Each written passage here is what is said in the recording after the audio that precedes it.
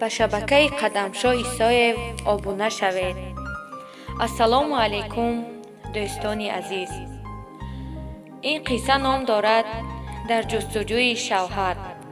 فرزانه نیمی شب از خواب داد زده بیدار شد و چراغ را درگیراند. پسرکش مست خوابی شیرین بود. خدایا این چی خوابه بود که من دیدم؟ تعبیرش چی باشد؟ دیلم از ضیقی و تنهایی حاضر از ترس میکفد. آخر 5 سال است که خورشید از من دور است. چون این زندگی به نام دلگیرم کرد. پسرم الکی 9 ساله شد و از سن 4 سالگی روی پدر را ندیده است. فرزانه در خواب شوهرش را دید که در یک لب دریا نشسته ماهی می‌دارد. ناگهان درون آب یک اژدهای کلان پیدا شده او را فرو برد. سبب داد زده بیدار شدن فرزانه همین لحظه بود. فرزانه با خورشید توسط تلفن شناس شده بودند.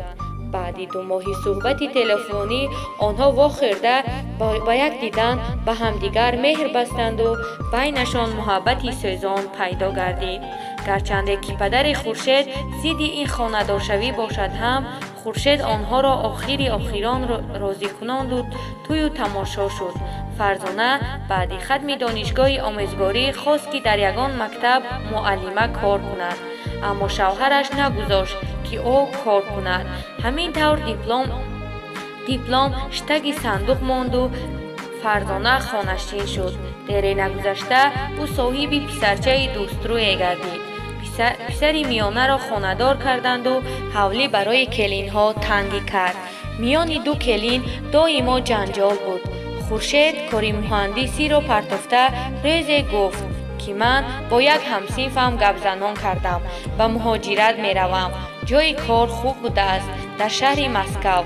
همین که کار خوب شد تو را هم آماده با پسرچه امان می برم. اینک از بین 5 سال گذشته است و از خورشید درکی نیست. یکی خبر آورد که زنده و سلامت است و در شهر ارخانگلسک روسیه زنی روس و فرزند دارد. دیگر خبر آورد که خورشید را در شهر مسکو ماشین زده است و او مبو مسلوق گشته در خانه بی‌صاحبان است.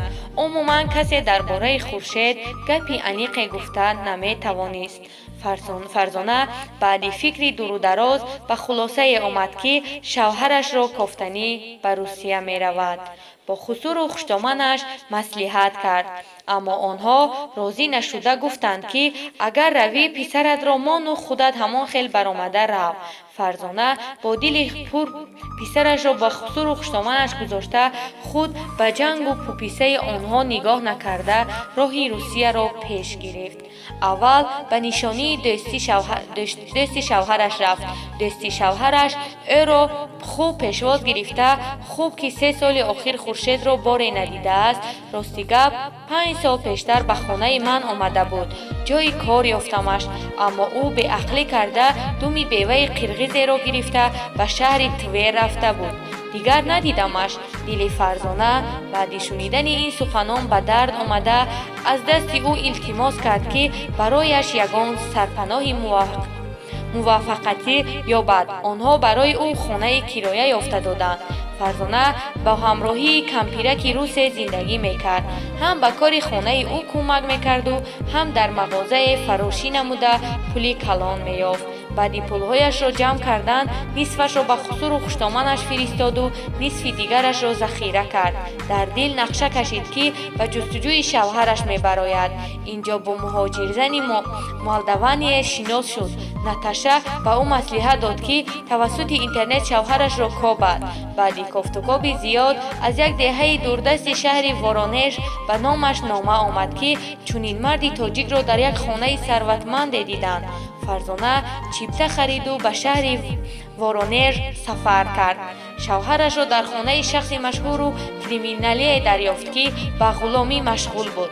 محافظان این مردم روسی نو او را به درون حولی در آمدن نگذاشتند. او با زبان روسی بلند داد زده می گفت که شوهرش را اینجا غیر قانونی نگاه می دارند. ناگهان صاحب خانه صدای بلند او را شنیده دویده برآمد و پرسان شد که این زن تاجیک چی می خواهد. من زنی خورشید از تاجیکستان هستم. شنیدم که او را شما اینجا همچون غلام نگاه می‌دارید. توبه، تو چه خیلی اثبات کرده می‌توانی که چنین تاجیک در خانه من کار می‌کند. می‌دانم او اینجاست. می‌دانی من 100 خانه و کوشک دارم. در کدامش باشد من نمی‌دانم. چونکه من وقتی با غلامان صحبت کردن را ندارم. اما چند پیشتر یک نفر غلام تاجیک را برای با زبان سابقم عشق ورزی کردنش جزا داده برده در یک بیشزار مثل سگ پرتافته بودم. شاید این غلام شوهری تو باشد؟ نه، خطا میکنی. شوهری من چنین آدم نیست. شاید، اما برای جسوریت من تو را موفقتا برای زنم همچون خدمتگار به کار میگیرم. شوهرت را که یافتی جوابتان میدهم، اما به مزد کار میکنی. تو راضی؟ من از پست آدم میمونم تا تو را خوب بیاموزد. انا بعد شوهرت را میکوبم که در کدام کوشکم غلام باشد. البته راضیم. برای من شوهرم باشد شد.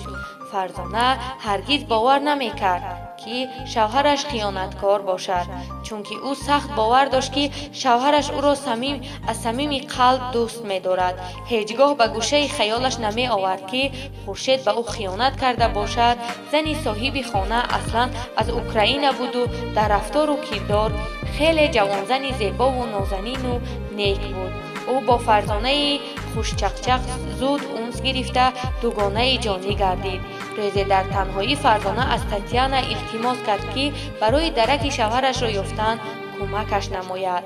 تاتیانا او را با محافظ شوهرش شناس کرده التماس کرد که تمام عکس‌های غلامان شوهرش را برایش نشان دهد. در این عکس‌ها یگان عکس شوهرش نبود. باز از تاتیانا التماس کرد که درک شوهری گم کرده اش را یابد. تاتیانا گفت که میدانی اینجا پیش از من به این خانه آمدن شوهرم زن جوان و زیبایی داشت و یک نفر غلام تاجیک عاشق شیدای او شده او را دوست دیدنی می شود. اما شوهرم از این واقعه سری وقت با خبر شده او را با این زن خیانتکارش به کجای بدرقه کرده به فکرم قتل کردگی است. شاید این مرد غلام تاجیک شوهری تو باشد. نه، شوهری من چنین آدم نیست. فرزانه اشکریزان عکسی در روزیتای عروسی گرفته اش را به او نشان داد. اما تاتیانا تا این وقت چنین مردی را در این حوالی ندیده بود. میدانی دوگانه غمگین مشو. شاید شوهرت به نزدیکی یافت شود، چون که در روسیه چنین مردان تاجیکی در هر طرف سرگردان خیلی بسیارند. این عکس را به من ده. شب به شوهرم نشان دهم. شبانه تاتیانا به شوهرش عکس آنها را نشان داد و زاری کرد که او برای یافتن شوهری این زن تاجیک یاردم کند. ناگهان گویا متوی را قوه برق زده باشد که داد زده گفت حیوان، آخر این جوانی در عکس بوده همان پلید خیانتکار است. چی؟ بله، این همان غلام تاجیکی من است. آخر نخود، آخر این زن چنان شوهرش را تعریف و توصیف میکند که من هم در وقتش مشه را تعریف میکردم. هیچ باور نمیکردم که او روزی به یک جوانی کمبغل تاجیک از این حوالی با شکوه گریخته رفتنی میشود. من او را چنان سخت دوست میداشتم که برای هر یک سخنش حاضر بودم تمام دنیا را ببخشم. اما مشه این همه دوستداری مرا به یک جوانی بیچیز و بی‌صاحب عوض کرد. انا حالا با این پلید در یک چاه سرد و دوزخی هر دو را زنجیر بند کرده عذاب داده ایستادم. آنها زنده اند؟ بله، اگر آنها را میکشتم این آسانترین جزا بود. برای همین آنها را جزای سخت داده ایستادم. از زنده بودن مردن را زاری میکنند، ولی من آنها را عذاب و مشقت داده به قتل خواهم رسانید. آخر این کارت خوب نیست. بهترش آنها را جواب ده. این مرد در وطنش زن و پسر دارد. حالی همسرش را ببین. من از روز اول درک کرده بودم که این زن همسری همان مردی کورنمک می باشد. اینک گواهی دل من راست برآمد. التماس متوی او را جواب ده. و این زنی تاجیکی سرگردان دلم می سوزد. تاتیانا، من مردم و یک گپ دارم. من این دو نفر عاشقان پرگناه را عذاب دوزخ داده میکشم. تا صبح تاتیانا با شوهرش صحبت کرده از او التماس میکرد که شوهر فرزانه را جواب دهد. صبح متوی کمی ملایمتر شده گفت که میلش ба хотири ту ин палидро ҷавоб медиҳам, аммо машаро якумра мисли ғулом нигоҳ медорам. Чӣ, ҳанӯзам дӯсташ медорӣ? ин саволи ту ҷавоб надорад. Ба ин зан бигӯ, ки баъди нисфирӯзӣ омода шавад. Ӯро муҳофизон омада ба фурудгоҳи ҳавоӣ мебаранд. онҷо шавҳарашро низ мебарем. ҳамроҳ зудтар аз ин ҷо парида ба тоҷикистонашон раванд, вагарна ин навбат ҳамаашонро мекушам. аммо илтимос, ба ин зан дар бораи хиёнати шавҳараш чизе нақл накунед. Татьяна, медонӣ ту беҳтарин занӣ. Татьяна баъди ба кор рафтани шавҳараш ба Фарзона гуфт, ки тайёр шавад. имрӯз ҳам шавҳарашро мебинаду ҳам бо ӯ ба ватан бармегардад. чӣ хел ангурро хӯру боғашро напурс. дар ватанат аз шавҳарат бипурс, ки куҷо будӣ, мегӯяд. Фарзона аз хурсандӣ зиёд Татьянаро ба оғӯш кашид. баъди нисфи рӯзӣ ба фурудгоҳи ҳавоӣ омаду интизор истод. баъди ним соат муҳофизони матбеъ Хуршедро ба мошин оварданд.